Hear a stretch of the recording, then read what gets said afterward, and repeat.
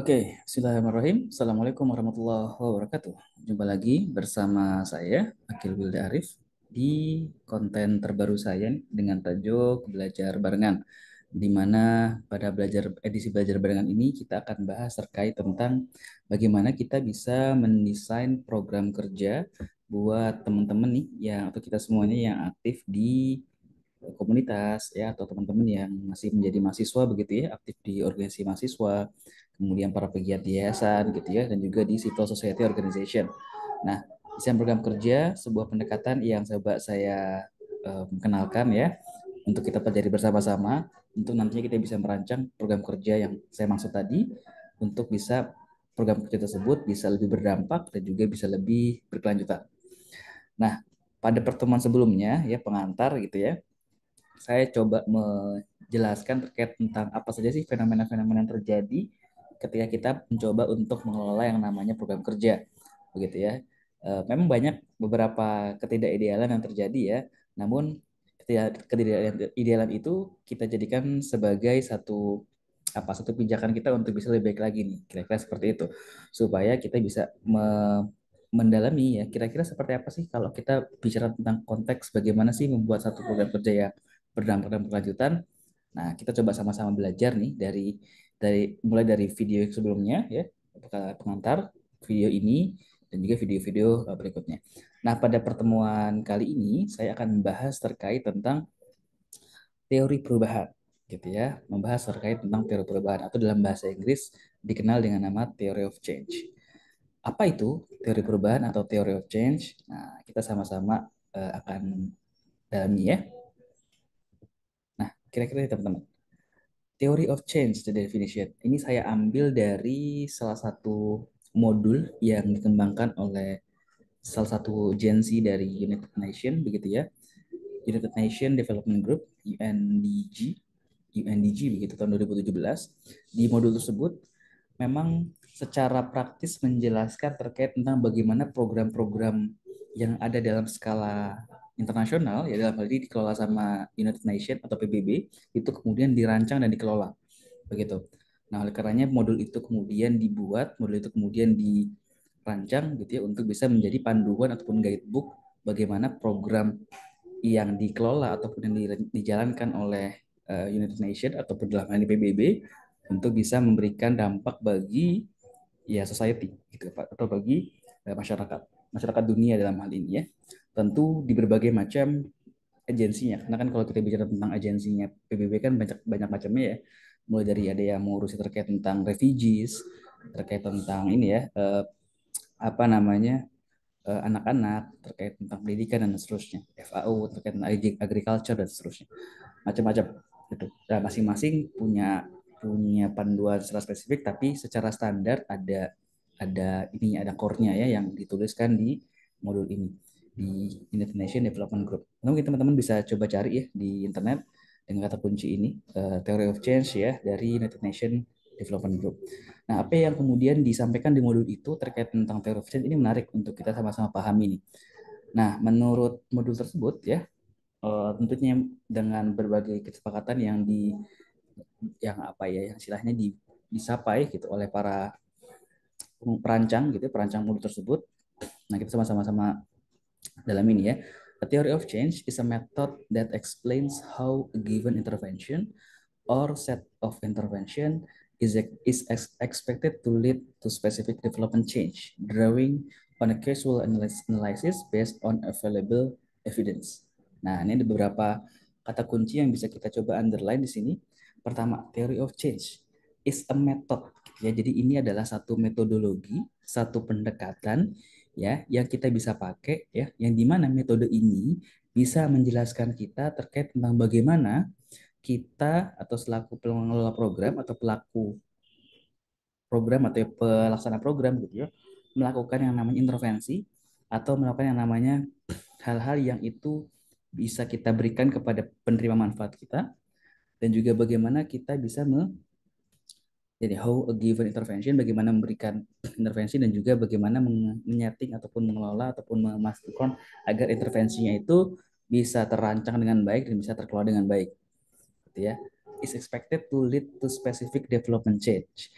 Theory of change ini ya ditujukan untuk kemudian apa? Untuk bisa mengarahkan para pengelola program, para apa istilahnya ya, para pelaksana program seperti kita nih, gitu di lembaga-lembaga tadi yang sebut, Ormawa, kemudian yayasan, komunitas, CSO begitu, untuk bisa memberikan yang namanya development change. Kalau dalam ini spesifiknya ada development change. Tapi kalau secara umum saya perlu underline adalah change gitu ya, perubahan gitu. Pastinya kalau kita bicara tentang bagaimana kita membuat satu program, pasti akan ada tujuan yang dicapai. Nah, tujuan yang dicapai itu sebagian besar memang temanya adalah terkait tentang perubahan, merubah satu kondisi ke kondisi tertentu, kan seperti itu ya. Merubah satu kondisi ke kondisi tertentu seperti apa, gambarannya seperti apa, aktivitasnya. Nah, itu coba untuk dijelaskan. Dan teori of change ini ditujukan untuk bisa mengantarkan kita, untuk memberikan gambaran kepada kita untuk bisa melakukan yang namanya perubahan tersebut.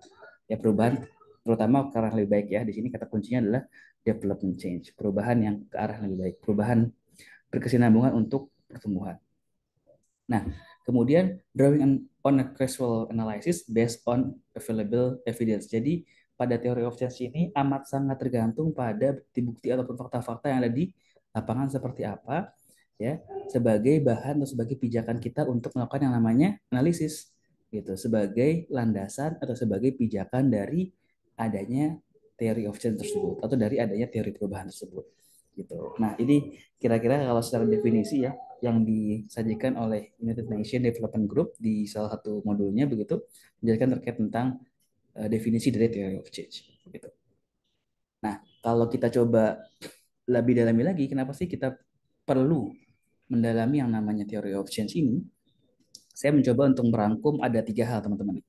Ya, ada 3 hal. Kenapa sih kita kemudian perlu apa istilahnya ya, perlu untuk kemudian menerapkan, perlu untuk kemudian untuk bisa pertama mendalami dulu ya, mendalami teori of change, dan kemudian perlu menerapkan dan memastikan agar teori of change itu menjadi apa istilahnya core-nya ataupun ruhnya dari program yang kita lakukan gitu. Ada 3 hal teman-teman. Yang pertama adalah bahwa tantangan pembangunan itu bersifat kompleks begitu ya. Tantangan pembangunan itu bersifat kompleks dan biasanya tantangan pembangunan itu disebabkan oleh banyak faktor, teman-teman. Jadi tidak hanya disebabkan sama satu faktor saja, satu variabel saja, tapi disebabkan oleh banyak faktor atau variabel, ya. Dan lapisan yang tertanam dalam cara masyarakat yang berfungsi gitu. Dan biasanya disebabkan oleh banyak faktor dan lapisan yang tertanam dalam cara masyarakat berfungsi.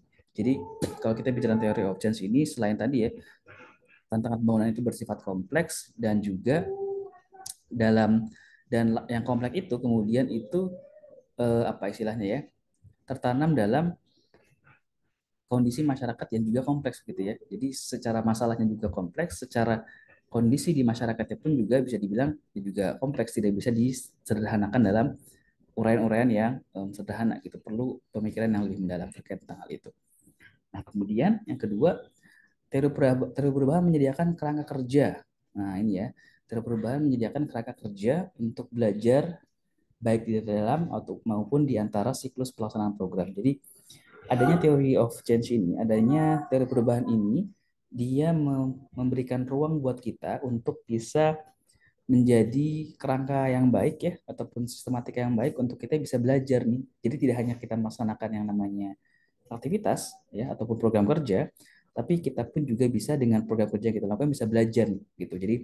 Jadi ibaratnya sembari kita lakukan, sembari kita jalankan program tersebut, sembari kita belajar, begitu. Sembari kita belajar, baik kita di internal sistem ya, kita sebagai pelaksana, ataupun ya ini ya, ataupun di luar sebagai pengamat, kita pun juga misalkan kita berprofesi sebagai konsultan ya, perlu sangat bisa perlu untuk kita kemudian memahami teori of change suatu program untuk bisa memastikan bagaimana kita bisa mengevaluasi program tersebut nantinya, gitu. Dalam maupun di antara siklus pelaksanaan program. Tentunya kalau kita bicara tentang theory of change ini dipastikan harus bisa apa istilahnya ya, firm gitu. Harus bisa pasti, ajak gitu, mulai dari awal, pertengahan ketika pelaksanaan program sampai di akhir ketika kita mengevaluasi program, si theory of change ini harus benar-benar dipastikan ya memang seperti itu, stay the same gitu, tidak boleh berubah. Kemudian, teori perubahan semakin banyak digunakan sebagai sarana untuk mengembangkan dan mengelola kemitraan. dan juga strategi kemitraan itu sendiri. Saya ulangi lagi, teori perubahan semakin banyak digunakan sebagai sarana untuk mengembangkan dan mengelola kemitraan dan strategi kemitraan. Memang bicara tentang theory of change ini atau teori perubahan ini sudah amat banyak digunakan secara internasional, secara lingkup internasional ya, sebagai ya tadi core ya atau sebagai tulang punggung dari keberadaan program kita. Misalnya gini, kalau kita nantinya kerja di satu NGO atau satu civil society organization, kita punya program gitu ke satu segmen penerima manfaat tertentu. Nah, sebagian besar donor ketika kita nanti misalkan mencari donor ya, donor akan menanyakan nih theory of change-nya apa gitu dari program tersebut gitu. Dan ini adalah standar yang sangat sering dipakai gitu, bahkan jadi baku ya. Jadi baku di beberapa lembaga donor internasional untuk kemudian menanyakan theory of change-nya ini apa. Nah, theory of change ini menjelaskan tadi ya, menjelaskan bagaimana program ini kemudian dijalankan, bagaimana aktivitas ini kemudian dikelola dan seterusnya. Jadi makanya kalau kita bicara tentang kita berkarir di sektor ketiga atau sektor sosial begitu, perlu banget nih namanya memahami theory of change ini. Apalagi theory of change yang dikaitkan dengan program-program yang nanti kita akan jalankan. Teori perubahan semakin banyak digunakan sebagai sarana untuk mengembangkan mengelola kemitraan dan strategi kemitraan. Nah dari situ pun kita juga bisa memilah-milih nih dan juga menseleksi nih kira-kira kalau programnya seperti ini, mitra yang tepat seperti apa. Nah gitu. Programnya seperti ini, maka mitra yang tepat seperti apa. Misalkan programnya terkait tentang kesehatan nih, maka mitranya siapa aja nih yang perlu kita ajak. Stakeholder siapa aja. Gitu. Misalkan programnya terkait tentang bagaimana menurunkan tingkat apa namanya angka diabetes gitu ya di satu wilayah tertentu. Nah, kita perlu identifikasi dulu nih kira-kira siapa nih mitranya yang bisa kita gandeng untuk bisa menjalankan program tersebut. Ya, donornya misalkan donor siapa, kemudian stakeholder yang lain misalkan yang jadi kolaborator siapa, komunitasnya siapa aja kita bisa ajak. Nah itu bisa dipetakan ketika theory of change-nya jelas. Begitu. Ketika theory of change-nya jelas. Nah teman-teman, sampai sini sudah mulai kebayang seperti apa theory of change. Oke, coba ya kita dalami lagi. Masih belum ya, masih agak sulit mungkin. Nah coba kita mulai dengan beberapa penggambaran ya atau ilustrasi. Nah kalau kita coba jabarkan dalam bentuk alur, sederhananya kalau kita bicara tentang theory of change, ya tidak jauh-jauh akan bahas 3 tahapan ini. Begitu. Apa saja? Pertama, ketika kita bicara tentang program ataupun satu inisiasi atau satu inisiatif aktivitas, kita pasti akan tidak lepas dengan apa yang kita siapkan dahulu, apa yang kita mulai dulu dengan yang namanya input suatu program. Ya, di situ ada input kemudian dikelola untuk kemudian bisa berproses di sini tahapan yang kedua ini ya, dari input ke proses ya, dari proses yang sudah nanti dijalankan atau dilaksanakan maka akan kemudian menghasilkan yang namanya output ya. Jadi input, proses, output gitu ya, tahapannya seperti itu, akan selalu seperti itu, input, proses, dan juga output. Inputnya apa saja kalau bisa coba dijelaskan ya. Input, kalau kita bicara inputnya adalah apa saja yang kita perlu siapkan, resource apa saja yang perlu kita siapkan dalam menjalankan suatu program ya. Nah, itu perlu kita list tuh. Yang paling lazim ya pastinya tidak bisa tidak yang namanya input itu ya bicara tentang resource ini ya, financial resource gitu atau budget. Nah, itu pasti gitu kan. Kemudian ya manpower atau pelaksananya kitanya orangnya atau timnya. Itu juga bicara input atau juga bicara tentang bahan baku kalau kita mau buat suatu produk dan seterusnya. Nah, itu bicara tentang input. Di tahapan input, tugas kita adalah selaku pelaksana program adalah memastikan agar inputnya itu tersedia, memastikan agar input yang kita definisi sebelumnya agar program kita laksana itu benar-benar tersedia begitu dengan definisi takaran yang sudah kita tetapkan sebelumnya ya, input ya. Nah kemudian proses nih, input-input tadi yang sudah tersedia, yang sudah kita anggap memadai, tersedia semuanya, baru kita kemudian olah, kita proses nih dalam bentuk berbagai macam aktivitas-aktivitas gitu, berbagai macam aktivitas-aktivitas yang mana aktivitas-aktivitas itu sebisa mungkin kita setting untuk bisa secara apa istilahnya ya, secara konvergen gitu ya, saling memusat begitu, terfokus pada satu atau beberapa output tertentu. Jadi jangan sampai kalau kita bicara proses, jangan sampai ada proses itu yang punya arah yang berbeda begitu, punya arah yang berbeda dengan yang lainnya gitu. Mungkin teman-teman kalau misalnya pernah belajar fisika ya, fisika gitu, mekanika ada yang namanya vektor gitu ya. Kalau kita bicara vektor kan pasti ketika arahnya sama maka vektornya akan besar, akan lebih besar dibandingkan dengan arahnya berbeda gitu. Nah, pastikan arah ke semua arah dari si proses ini atau si aktivitas ini punya arah yang sama sehingga output yang dihasilkan bisa lebih berdampak kira-kira gitu. Nah, kemudian setelah proses ini dipastikan bisa berjalan dengan baik, nah maka akan menghasilkan yang namanya output, akan menghasilkan yang namanya hasil begitu.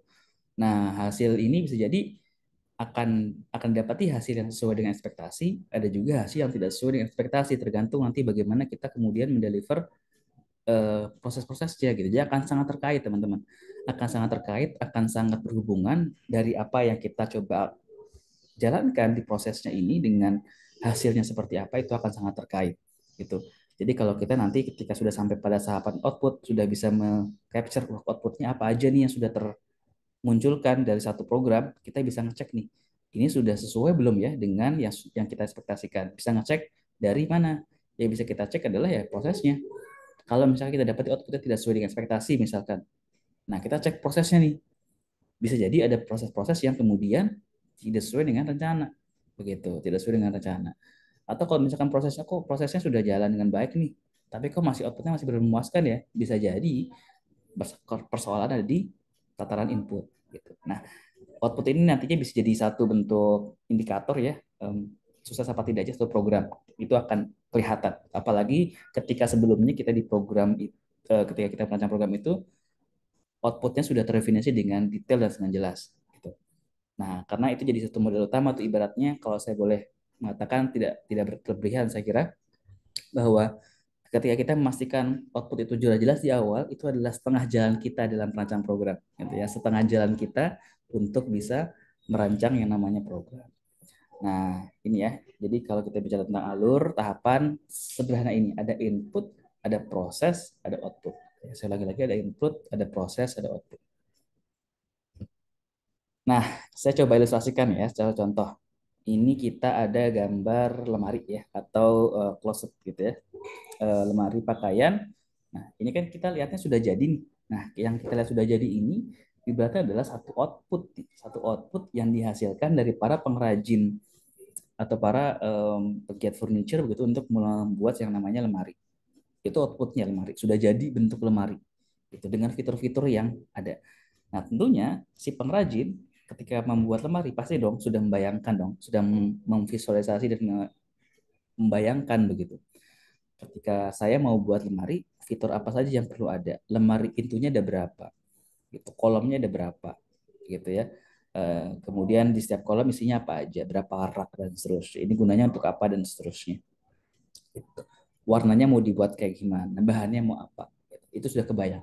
Nah, baru kemudian setelah tergambar oleh seorang pengrajin atau sejumlah pengrajin, saya mau buat seperti ini, maka visualisasi itu yang coba kemudian diturunkan menjadi aktivitas-aktivitas gitu.